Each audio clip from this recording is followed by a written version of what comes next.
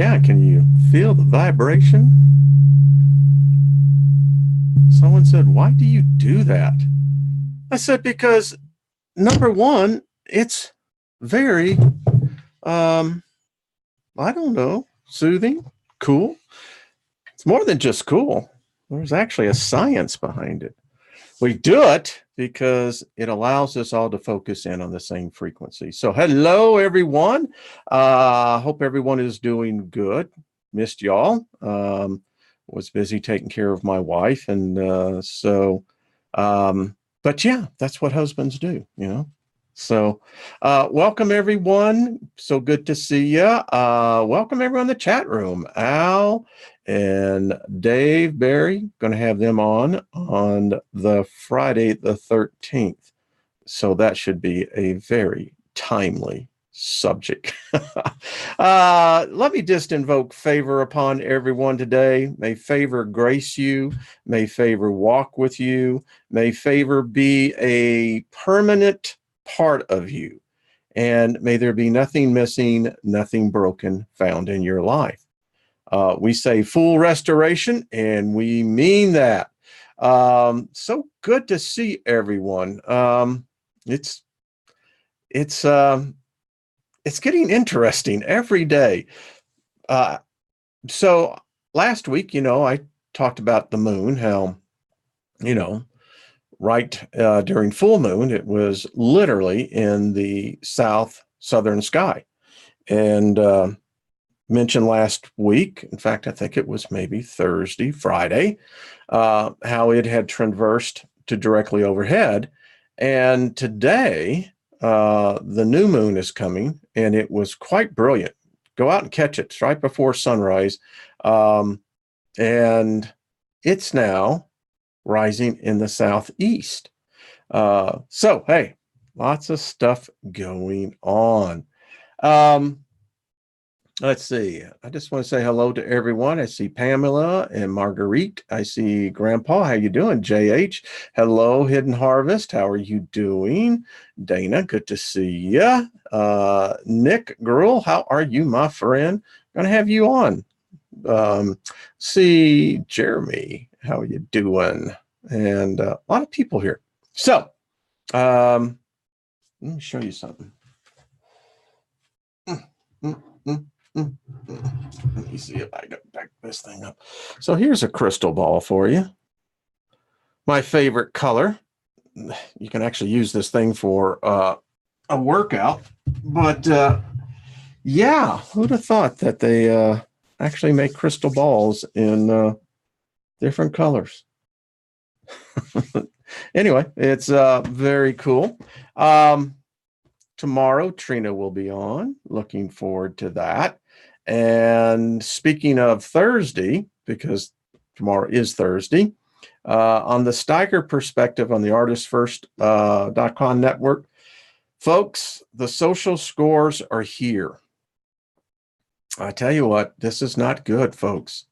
I'm going to paint exactly what I see, and I have been tracking this. This is really the last step in imprisoning humanity.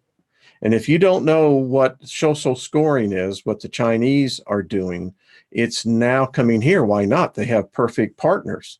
Google, which owns YouTube, Facebook. I mean, they're all working with the Chinese. And now these social media companies, tech companies, are pushing for the social score to begin to be implemented here. I don't believe it will pass the courts. But if they're doing it now, I can tell you it's in for a hell of a battle in the courts. But anyway, join me tomorrow on the Steiger perspective. In a lot of ways, folks, if this continues, this is kind of the final countdown. My grandchildren will never know what it is to be free.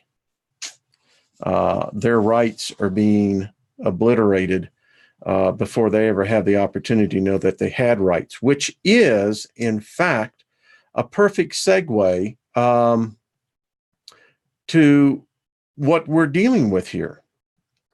On this channel, we purposely study subjects most others will not, and that is why we are known as free thinkers. But it goes deeper than that. Let me tell you, because we are free thinkers, and what that really means is that we have the cognition of self-awareness, of understanding that we possess probably one of the most unique things that transcends both the spiritual and the physical world: free will. Free will will do something as well. If you are a true free thinker, then we challenge our beliefs. No exemption. You can't become so, how to say, regimented in a theology, ideology, a thought that is not your own, but was taught to you, which you accept as truth. That's a lie, no matter what the truth may be. If you can't do it on your own free will, and any decision, any path that you take, then I contend there is no such thing as free will. Now, I got something here that I don't usually respond to, but I thought it was interesting. I appreciate the person who actually sent it, and I put together a PowerPoint, as I normally do when I get into these deeper, what I call our moments of deep thought. So someone took offense that I said that the Bible, the Old Testament, is, and I mean this, is folklore. Now, some people think it's absolute, but my challenge to them: have you ever seen the original? No. So you're taking it on merely faith that is, in fact, and I don't care what it is, can be your favorite novel. I mean, I just happen to bring that out because it's the one that so often seems to cause so much controversy. I don't see people arguing over the Quran. Do you? No, I don't. Don't see people getting all their panties in a wad talking about the Vedic. Do you? No. And what I said was that it's folklore. Now, obviously, some people need to have a better understanding of what folklore is, because this is how folklore happens. They take something that they think, and then they assume that it is. Now, folklore is defined as the traditional beliefs, customs, and stories of a community, passed through the generations by word of mouth or written. Does not require evidence. Another definition: a body of popular myth and beliefs relating to a particular place, activity, or group of people. Does not require evidence. So you're smart people. Do your own figure it out. So, taking that, I want to interject into the community discussion the following. And please understand that this is a class. This is not a church service. It's not a religious service. It's not a political service. It is a classroom discussing thought. Now, if that's above you, then go on, do something else. But for the most of us, we're here because we understand that this is the time to prepare for what is yet ahead of us. And I'm talking in the spirit realm. So consider this. We are taught God is omnipotence, omniscience, omnipresence. Simply put, omnipotent is limitless knowledge, while omnipotent is limitless power. Omnipotent means infinitely knowing or wise, having universal knowledge, knowing all things. It is only God that has the attribute of knowing everything. On the other hand, omnipotent is unlimited in ability, all powerful, almighty. Now, these are the three pillars of which man has constructed to be God. In its simplest presentation, it's really three words. Now, do you believe that this is what God is? Do you believe that this is the only whatever being that possesses these attributes? Let us walk this out. So God knows everything. Okay. If this is true, then there's no possible way that God could exist. And I'm going to tell you why. Because by the very thing being, it knows everything, is everywhere, and knows the future. Then explain to me what the purpose of God is then. Now think about this. This is deep philosophy, psychology, theology. If you have a creature, a being that knows everything, is everywhere, and knows the future, then I want you to write to me in the comments, what is the purpose of God? Be curious to see what those replies are. So what would be the purpose of a God? What would God's purpose be? If God already knows everything, what would be the purpose to know everything? If God is everywhere, would God have an identity? If God already knows the future, what would be the purpose of existence?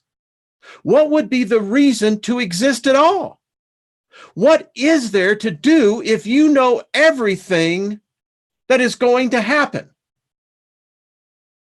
Think about this. We are so flippant in our belief structures, the structures that we never get down into what is it that we're saying. So if this is your construct of God, then all I have to say, would this not be a perpetual hell? Think about it. You know everything. You already know everything there is. You're everywhere. You know the future. What is your purpose of existence then?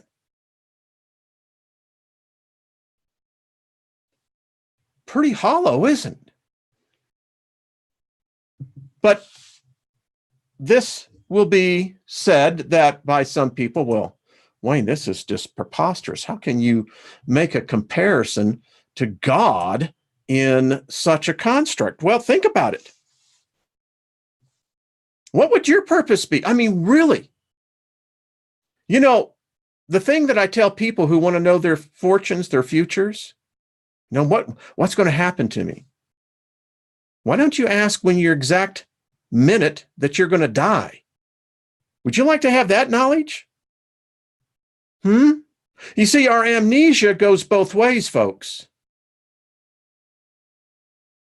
You'll never know your beginning, but my question is, do you want to know the exact second that you're going to die the physical death? Would you want to know that? How about if I torment you a little bit and give you the exact hour? Then you're going to have to determine which 60 minutes will it be. You see, these are the things we have got to think about. Now, I'm not saying there is not an originator. Now, as we continue to go through this, we're going to get into this book. We're going to study this one. This is called The Energetic War Against Humanity. There is so much parallel between what we're studying now in the spirits books and what we're going to be getting into this, that, folks, I contend, and I will put out there, that the whole construct is an illusion. And that's the disorientating factor. That's why we want to attach ourselves to a belief system. It gives us what we sense is an anchor, a place that we think that we're balanced and on the ground. But the problem is that when you sanction off one thought, one belief system, and make it exempt from critical analysis, you're already lost. So, yeah. And I'll be curious to see what the comments are. I mean, this is not a question about anything but following out what it is that we have built to our core. And this is the simplest of definition that I have found that most people could agree upon, is that, well, this would be the attributes of a God. That it can't be. That's the ridiculous of this whole thing. If such a creature or such a being exists, it would cancel itself out. It's a mathematical equation. There's no challenge. There's no purpose.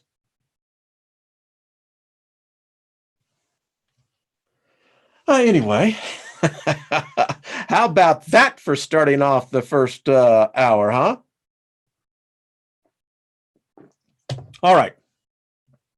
We're talking about talking with the spirits.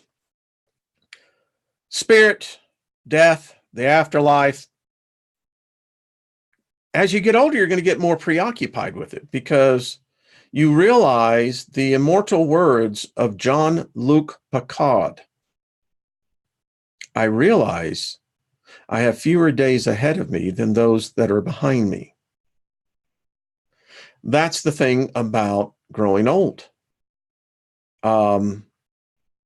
Death becomes much more real, much more serious, and usually people take two paths. They'll have one that, they're anchored into a belief system, and that belief system takes care of it. They don't have to think about it. And, they'll just simply tell you, well, that's already been done for me. Then you have those like us who go, well, now, wait a minute. We're not buying the story. So there has to be something deeper in here. So I think it's because we all know intrinsically that departure is inevitable. No one gets out alive. But here's the thing. The reason why most people don't want to talk about it, because it scares them. They have not settled within themselves who and what they are. And they don't want to look into that mirror.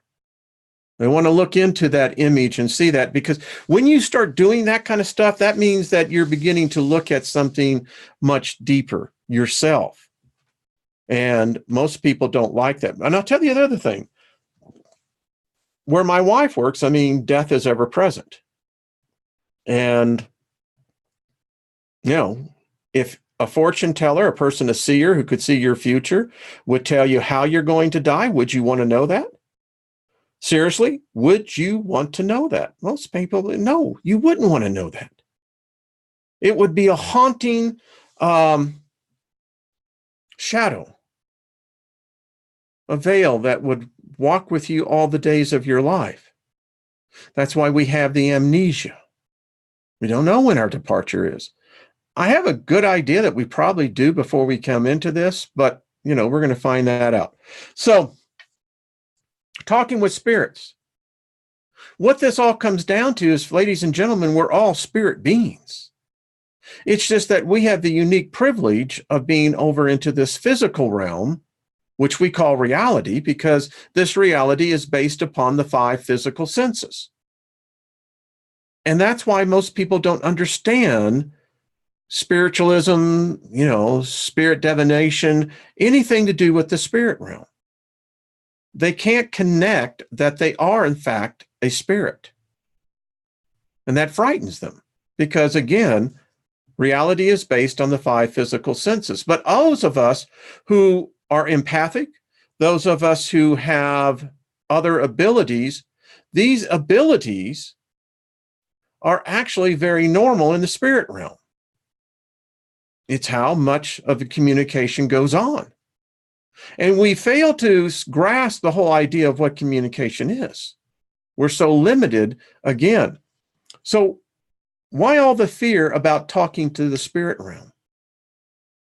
If we are in fact spirits, ladies and gentlemen, I'm talking to you. I can't see you. I can see what's going on in the chat room. I can see how many people are watching this. I can see how many people either agree or disagree. So in essence, I'm talking to your spirit being, your spirit essence. I can't see you, but I know, in fact, that you're watching. It's exactly the same way. So if you and I converse, then are we not spirit divining? Are we not spirit clairvoyant? Are we not spirits conjuring? Are we not spiritually talking to one another? I mean, come on, folks. This is not rocket science. It's very basic. And the problem is why most people stumble on this is because it's rational. And that's something that eludes a lot of people. I have a shirt that says, common sense should be made a national treasure because it's so rare. So let's get into our reading. I want to get into this, and because this is good stuff. And I want to tell you, there is some stuff in that. There's parts of this that, as I read it, it's hard to swallow. But you know what? When I started meditating it, and this will be my third time reading through this, it begins to even more soak in. So this is the theoretical essay of spirit sensation. The body is the instrument of pain. If it is not the first cause, it is at least the immediate cause. The soul perceives pain. It is an effect of the pain from the body.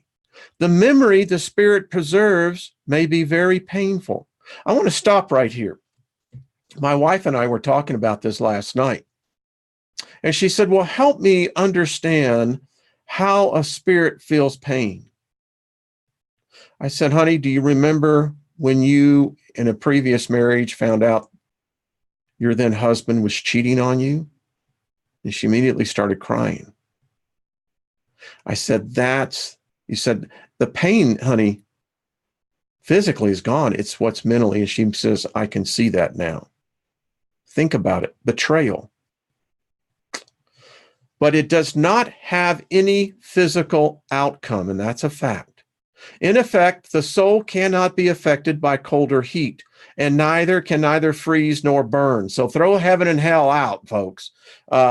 We do not often see that the memory or worry about physical pain can produce the effect of pain in reality, and it may even result in death.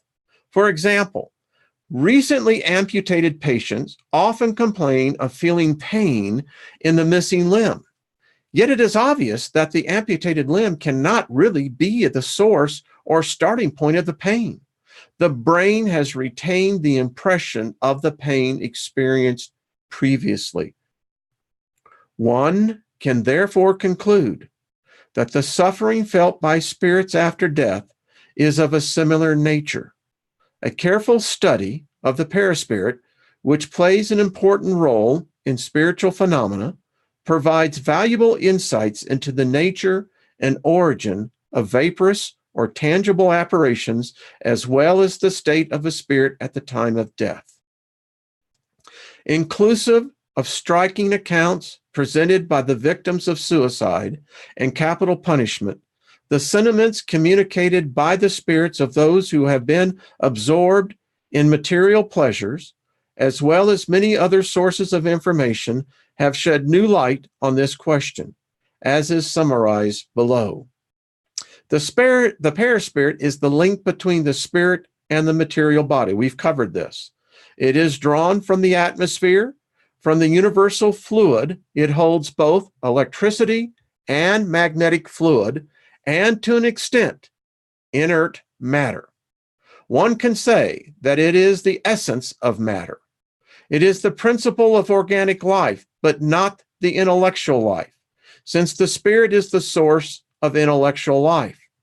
It is also the agent of all the sensations of the external life. Those sensations are located in the organs of the physical body, which serve as their channels. When the body is destroyed, those sensations become generalized. This explains why a spirit never says that it suffers more in its head than its feet.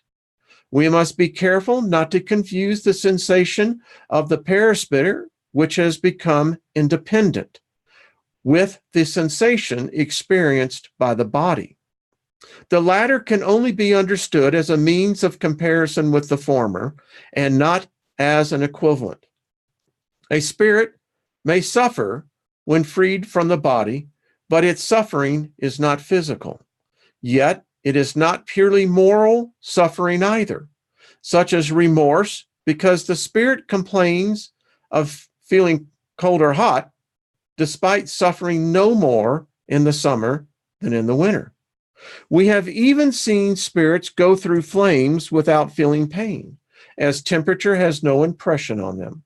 The pain that the spirit feels is not physical in the proper sense of that term, but is rather a vague feeling perceived by the spirit, and for which it is not always able to account because it is not localized and not produced by external agents. It is a memory rather than a reality, albeit a memory that is as painful as though it were a reality. Nevertheless, spirit suffering is sometimes more than a memory, as we shall see.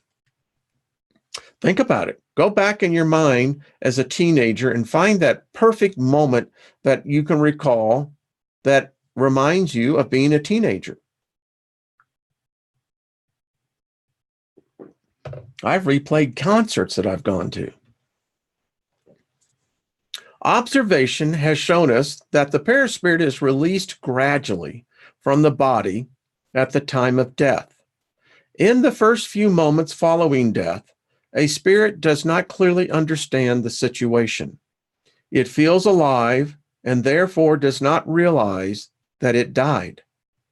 It sees its body, known it for its own, and does not understand why it is separated from it. This confusion continues as long as there is any connection at all between the body and the perispirit, no matter how slight. For example, a person who had recently committed suicide said to this, "No, I am not dead," and added, "Yet I can feel the worms that are devouring my body." The worms obviously were not devouring the perispirit, much less the spirit itself, but only the body. Still, a moral repercussion transmitted the sensation of what was taking place in the body, because the separation between the body and the perispirit was not complete. Repercussions is perhaps not the right word to use in this case, as it may seem to imply an effect too closely linked to the material world. The sight of what was happening to the decaying body, still attached to the perispirit, produced an illusion that it mistook for reality. In this case, it was not a memory, because worms had never devoured it during its lifetime. It was the perception of something that was actually taking place.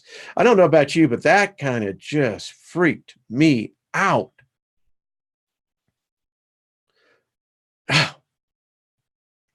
Etta Dorfa, go watch that video I did. I have the book in the PDF form. It so mirrors this. Anyway, when we analyze the aforementioned case, we can draw conclusions based on an attentive observation of facts. During life, the body receives external impressions and transmits them to the spirit through the perispirit, which is probably what is called the neural fluid. The body, when dead, no longer feels anything because it no longer has a spirit or perispirit. The perispirit, when detached from the body, still experiences sensations, but it no longer reaches it through a specific channel. Consequently, it is generalized rather than localized, since the perispirit is only an agent of transmission, because only the spirit possesses consciousness. It may be deduced that if the perispirit could exist without the spirit, the perispirit would feel no more than a dead body. Likewise, if the spirit does not have a perispirit, it feels no pain, as in the case with completely purified spirits. As the spirit progresses, the essence of its perispirit becomes more and more ethereal, demonstrating that the influence of matter diminishes in proportion to the advancement of the spirit. That is to say, as its perispirit becomes less and less coarse. Wow. I mean, we could just, this is so deep. They're right. I mean, once the body is dead, it's never going to feel any more pain. And throughout all the writings of philosophy, religious teachings, and what have you, they talk about the afterlife of those that, if you believe in the concept, suffering. It could never be a physical suffering. Spirit doesn't have a physical body.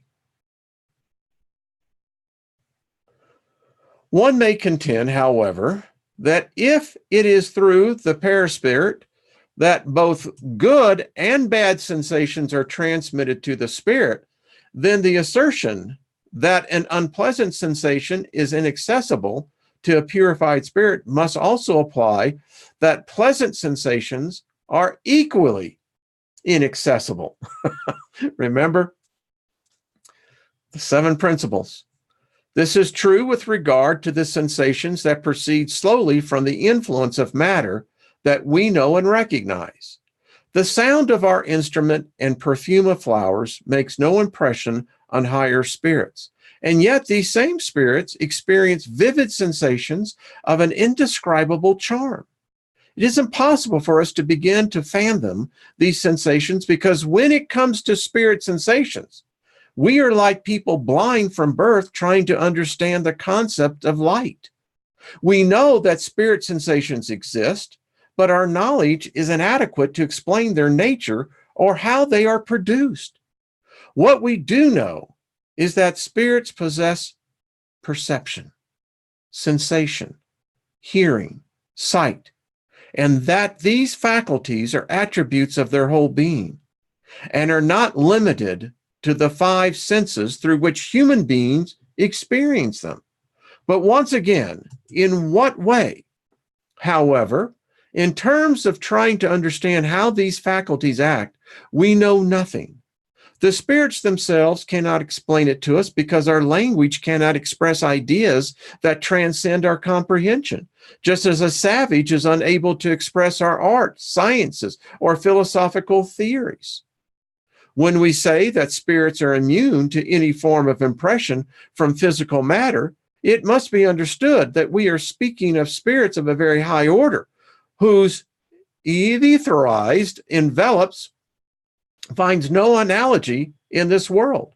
It is different with spirits whose perispirits is denser, because they perceive our sounds and smells. Have you ever heard of accounts when sometimes a foul spirit has a foul smell in the air? Think about it.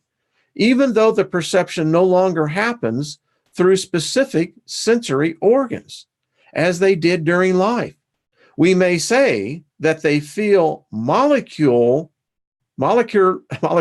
vibrations throughout their entire being, reaching their sensorium commune. That's a new word. Although this is in a different manner and can cause a different impression that may change the resulting perception. They hear the sound of our voice, yet they can understand us by thought transmission without speech. This penetration is easier for them as they are more dematerialized. Sight is independent of our light. The ability to see is an essential attribute of the soul, and there is no darkness for spirits of a high order. It is more penetrating and extensive in those whose purification is more advanced. The soul or spirit possesses the faculty of all perceptions, but the physical organs dull this perception down during corporeal life. However, in the spirit world, these perceptions become more and more vivid as the semi-material envelope is purified. This envelope is drawn from the atmosphere surrounding the spirit for the time being and varies according to the nature of the different worlds. When spirits travel from one world to another, they change their envelope the same way we change our clothing when we transition from summer to winter, or travel from the North to the South Pole or to the equator. When they come to visit us, the most elevated spirits assume a terrestrial perispirit. They maintain this perispirit during their stay, and their perceptions are therefore produced in the same way as lower spirits. All spirits, whether of high or low ranking, only hear and feel what they choose to hear and feel. This is important. There have been those who've tried to reach their loved ones and no answer. Again, we're kind of shooting in the dark here. We don't know. But, this book here, and I have to say, based on the merit of what we've read this far, I find it to be more credulous than any holy book I've ever read. So, but that's just my opinion, and you certainly have yours. All right, let's continue. Without possessing any sensory organs, spirits can make their perceptions active or prevent their actions. There is only one thing that they are compelled to hear, and that is the guidance of good spirits. Their sight is always active, and they can make themselves invisible to one another, depending on their rank. Spirits of a higher rank have the power to hide from those who are below them. Interesting. However, a lower ranking spirit cannot hide from those who are above it. In the initial moments after death, a spirit's vision is obscured and confused.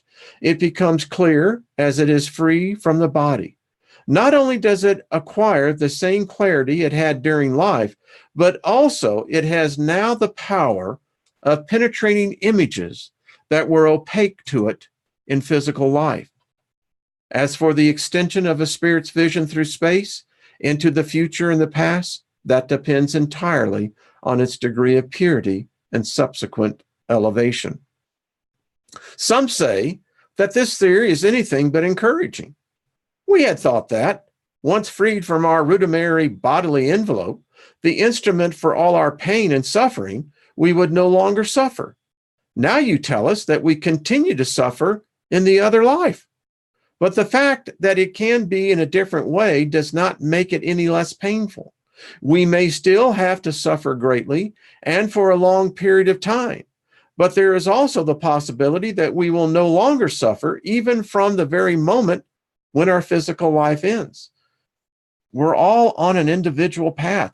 The thing is, if mankind could only get this, that when we're all in groups, when meeting one another, and even situations where, today where people merely represented by text, if we could only realize each of us are on a different path, different journey, different level of development.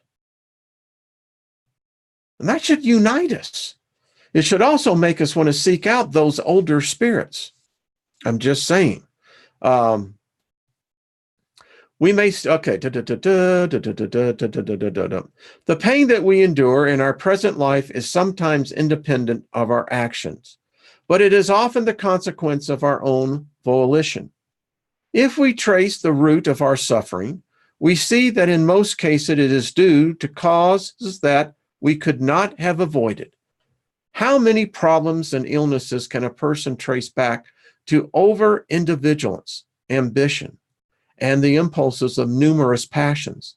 If a person could live a completely sober life without ever overindulging and remain simple and modest in tastes and desires, such an individual would escape a large majority of pain and suffering of human life. The same theory applies to the spirit life, in which suffering is always the consequence of how a spirit lived on earth. While it no longer suffers from gout or arthritis in the spirit life, its wrongdoings causes him or her to experience other woes that are no less painful. This pain is the result of the bonds that exist between spirit and matter. The freer it is from the influence of matter, or the more dematerialized it is, the less pain it feels. Therefore, we are each responsible for freeing ourselves from the influence of matter by our actions in this present life. Human beings have free will, which gives them the power to choose to do something or not. They must conquer their animal passions by freeing themselves of hatred, envy, jealousy, and pride, and by breaking the shackles of selfishness and purifying their souls from fostering honorable thoughts and ideas. They must do good and only attribute to physical things the importance that they deserve. Thereby, even in its corporeal envelope, it will have purified itself by detaching from matter. And when it leaves the body behind, it will not suffer any longer from its influence. For these individuals, the memory of the physical anguish suffered in the life they had just left is not painful and does not produce unpleasant reactions, because they only affected their bodies and left no traces on their soul. They are happy to be free, and the tranquility of a clear consciousness exempts them from moral suffering. You know, I hope everyone listening to this, watching this, is really taking note of this. I think that this is the summation of all religions, all philosophies, all theologies, all ideologies. And the story is no different. Do unto others as you would have them do unto you. And the thing that I find about this, it's just that simple. It's not complex. It's not over-organized. It's not over-theorized. It's very simple. Love everyone, and you will escape. You hear that? This is how escape happens. You love everyone. You sacrifice your needs, your wants, to those of others. That's what they said right here.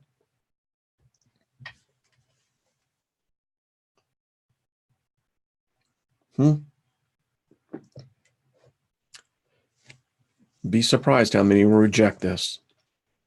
We have spoken with thousands of spirits who once belonged to every class of society and studied them at every period in their life. Starting from the moment when they left their bodies, we have followed them step by step in life beyond the grave to learn about the changes that took place in their ideas and sensations. In this respect, the most ordinary individuals were not the ones who furnished us with the least precious elements of study. This elevation has invariably shown us that spirit suffering is the direct result of their own misconduct, and that their new existence is a source of overwhelming happiness for those who have followed the right road. Those who suffer do so as a result of their own choices and have only themselves to blame for their suffering in both this world and the next. You know why most people don't like this? I'm going to tell you the ones that I've seen the negative comment, there have been very few, overwhelmingly positive, and that tells me this is resonating with many of us. It's self-responsibility. This is not nursery school. You have to take responsibility for yourself. If your situation sucks, take responsibility. I don't care what the problem is, what the circumstances are. And I think today that is the problem with politicians, with the church, with everything. They don't take responsibility. And as a result, billions of people die and are going to suffer needlessly because they were never taught self-accountability, self-responsibility. That's your future, baby. All right. Choice of trials.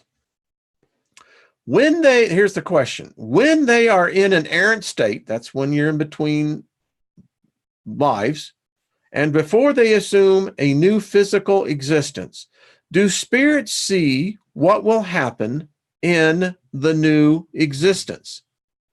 They choose the type of trials that they will experience, and free will exists in this freedom of choice. So does God not inflict trials and tribulations as punishment? Nothing happens without God's permission. Now, I got a problem with this part, but hey, you got to take it. I mean, because God has established all the laws that govern the universe. You would have to ask why God has made a specific law instead of another. In giving a spirit the freedom of choice, God bestows upon the spirit full responsibility for their actions and their consequences. Nothing blocks their future. Both the right and wrong roads are open to them. If they fail, it is consoling to know that it is not all over and that God allows them to redo the task that they have performed poorly. You must always distinguish between the work of God's will and that of humans. If you are threatened by danger, it is God who has created it, not you. However, you have voluntarily chosen to expose yourself to this danger because you see a means of advancement through such behavior, and God has permitted you to do so. If the spirit can choose the kind of trials that it will experience, does this imply that we have anticipated and chosen our trials and tribulations on earth? No, not all of them, because you have not chosen and foreseen everything that will happen to you in this life and its details. Interesting. You have chosen the type of trial that you will endure. The details of this trial are a consequence of the general situation that you choose and are often the result of your own actions. For example, if a spirit chooses to be born among criminals, it knew what kind of temptations it was going to have to face, but not each individual action. Those actions are the effect of its volition or free will. A spirit knows that in choosing such a road, it will experience a specific struggle. It knows the nature of the problems that it will encounter, but does not know how they will present themselves. The details of events are the product of circumstances and the force of things. The spirit anticipates only the leading events of a new life and the determining effects on its destiny. If you turn down a road or path full of potholes, you know that you must proceed very carefully because you run a risk of falling. You do not know exactly where you may fall, and if you are prudent, you may not fall at all. If a tile falls on your head while you're walking down the street, you should not think that it was meant to be, as so commonly said. Why would a spirit choose to be born among individuals who are leading a bad life? The spirit must be sent into the conditions appropriate to the trial it has requested. There must be a correspondence between the imperfection of the spirit needs to shed and the social context of where it is born.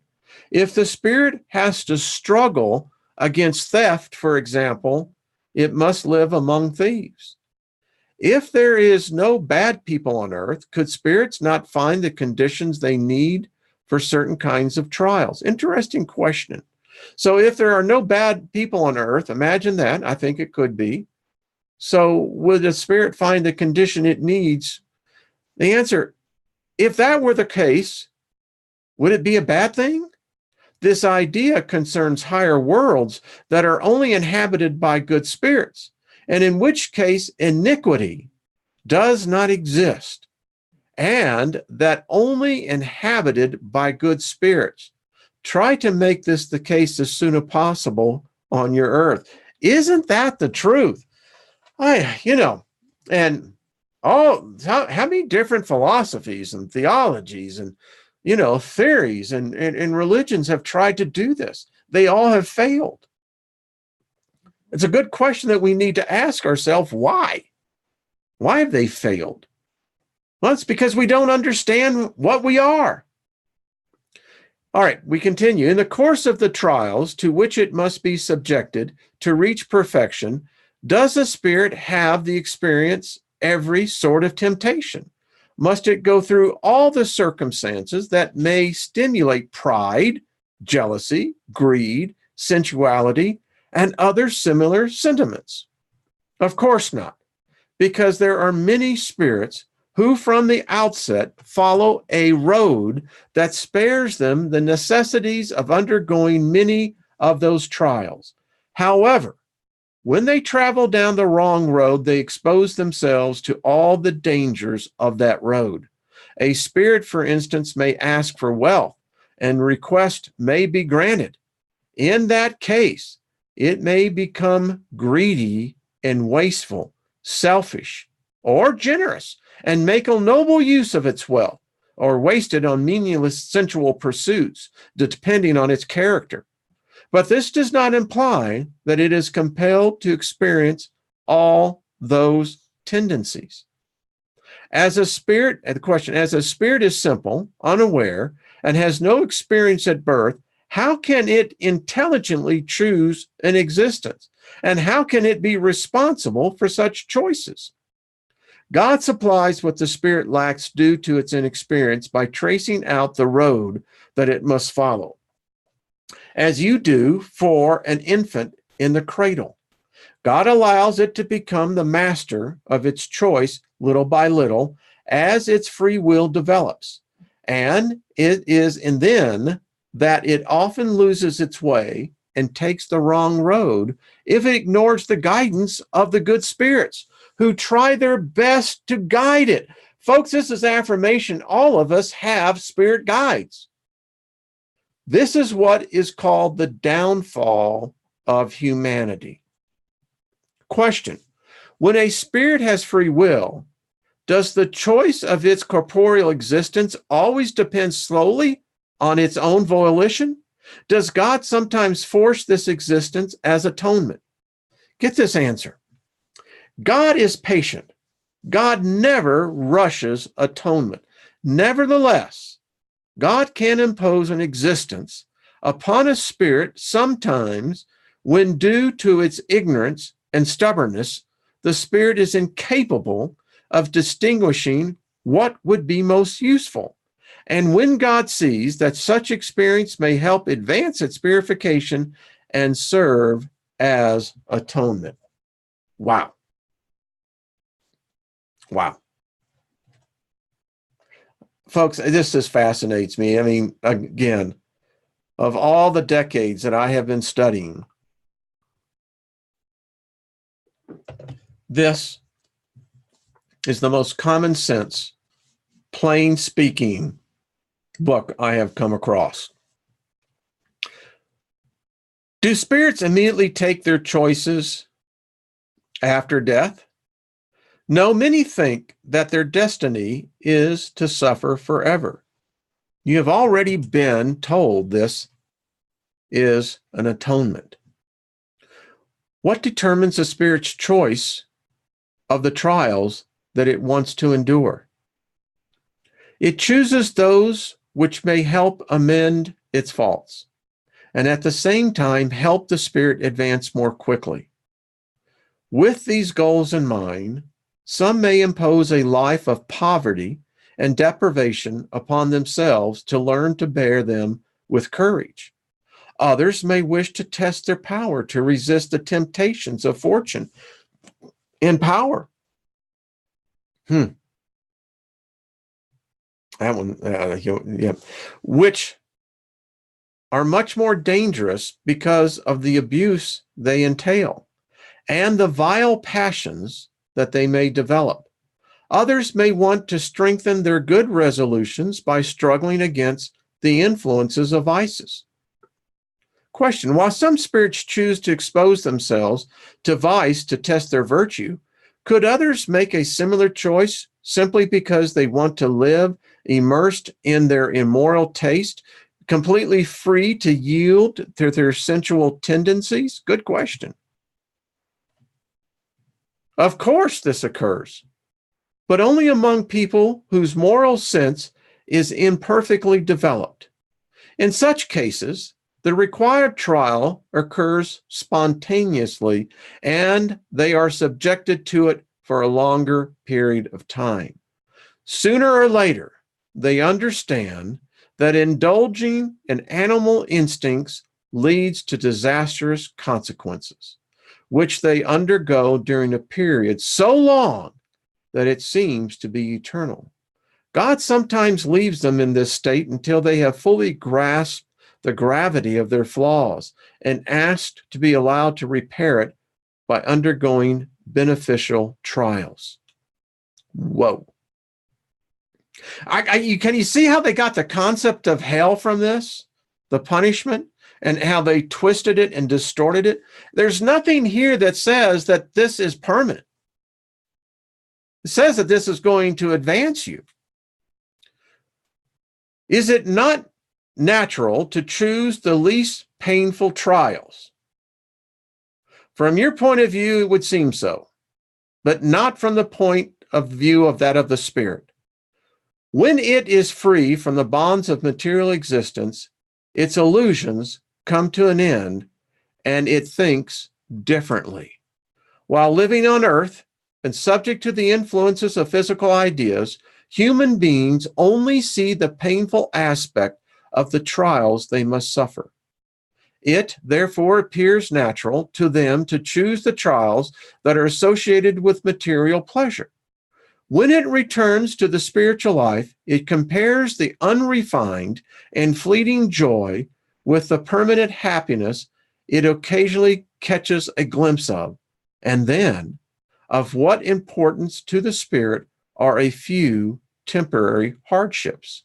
A spirit may therefore choose the hardest trial and the most painful existence in hopes of reaching a happier state quicker, just as a sick person often chooses the most unpleasant medicine or course of treatment in hope of obtaining a rapid cure. A person who seeks to leave behind an eternal legacy by discovering an unknown country does not pursue a smooth path or course. It takes the road that most likely will help it reach its goal, and dangers that may lie ahead of it do not deter it. Quite the contrary. It braves those dangers for the sake of the glory it will receive if it succeeds. The fact that we are free to choose our successive lives and the trials that we have to undergo ceases to appear strange when we consider that spirits, being free from matter, judge things differently. They perceive the ends that these trials are intended to meet, which are far more important than the fleeting gratifications found on earth. After each existence, they see the steps that they have already accomplished and understand what they still need to do to reach purity. And this clarity of vision helps them reach their goals. That is the reason why they willingly submit to the tribulations of physical life, requesting to be allowed to experience those that will aid them in advancing the furthest and the fastest. Considering all this, there is nothing surprising in a spirit's choosing a hard or painful life. It knows that it cannot enjoy the supreme happiness it craves in its present state of imperfection. It catches glimpses of that happiness, and it tries to earn its own improvement as the sole means of that happiness. Don't we see examples of similar choices every day? Individuals working tirelessly to amass the wealth that will enable them to live in comfort. They are carrying out tasks that have been voluntarily assumed as the means of ensuring a more prosperous future. The soldier who sacrifices the accomplishments of a perilous mission. The traveler who braves serious dangers in the interests of science or their own fortune. These are examples of voluntary hardships taken on for the sake of the honor or profit that will result from their successful resolution. What will people do? What will people not do for glory? Is not every sort of competitive examination a trial to which people voluntarily submit in the hope of advancing in the career they have chosen? To reach a high position in science, art, or industry, a person must pass through all the lower degrees that lead up to it, and these constitute many trials. Spirit life models physical life, and it presents the same variations on a smaller scale. As in human life, we often choose the hardest conditions as a means of attaining the highest goals. Why would a disincarnated spirit who sees further than it did when it was in the physical body not choose a hard or painful existence, if it may lead to eternal happiness? Those who believe that spirits will request to be princes and millionaires because they have the power to choose their lives are like the short-sighted who only see what they touch, or like greedy children who say they would like to be pastry chefs or candy makers. A spirit, while incarnated, is like a traveler who sees neither the length nor the end of its road in the depths of a valley obscured by fog. When he has reached the top of a hill and the fog is cleared, his view comprises both the road he has traveled and what yet still remains. He sees the point that he has reached and the obstacles that he has to overcome in reaching it, and he is able to take measure for successfully accomplishing his journey. A spirit, while incarnated, is like the traveler at the foot of the hill when freed from his earthbound shackles. It is like the traveler who has reached the top of the hill. The aim of the traveler is to obtain rest after getting tired, while the aim of the spirit is to attain perfect happiness after experiencing trials and tribulations. Folks, that's we might as well just finish that. Errant spirits say that they seek study and observe to choose wisely. We see similar examples in corporeal life. We often spend years deciding which career to choose, a decision that we freely make because we consider it to be the one in which we are most likely to succeed. If we ultimately fail in the one we have chosen, we seek out another, and each career constitutes a phase or period of our lives. Is it not each day used by us to decide what we will do tomorrow? What do different physical lives mean for a spirit, if not simply transitional phases, periods, and days in comparison to its spirit life? What is its normal life? The corporeal life is nothing more than transitory and temporary. Well, I've gone over a little bit, but God, I'll tell you, this is far out, folks. I just, for me, and it's just me, it's like my shirt says, well, yes, I know, but that's just your opinion. For me, it just resonates. And there's some things I have a difficulty with, but I'm an eternal being. And let's rephrase that. I'm an infinite being. I can't myself internalize that. You got to break through some of that. And even when I've been out on the astral plane, when I have seen within the spirit that has no boundary, the idea of infinity blows my mind. Well, I hope this is fun. I know it is. Many of us are finding it. Um, and tomorrow we'll be with Trina. I think we'll have a lot to talk about because, Trina brings an insight into a lot of this and expands out. And, we're not saying that this is what it is. What we're saying is that, isn't it thought-provoking? All right, folks, peace to you. Thank you for joining me. I hope your life is, well, I hope, if anything, by going through this book, that it's settling some things. And what I know about life is that when you get other things settled, it opens other doors for new opportunities, new unrecognized potential, possibilities that we can't yet excel. That's why each day when we face these struggles and and it's so difficult, I've been there, where you just don't see the light. Getting up is a challenge in itself. Well, it can change. It really can. And even if you made this choice, there's nothing that says you can't change the condition.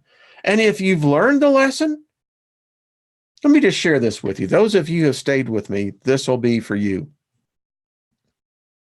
The thing I'm seeing about my life now, when I look back, I'm recognizing the mistakes, the pain that it brought, the paths that it took me down, that I suffered, but I made those choices.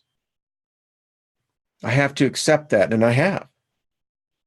I don't beat myself up for it. I accept it for what it is. I've learned from that, and that was the purpose. Was it the right choice? No.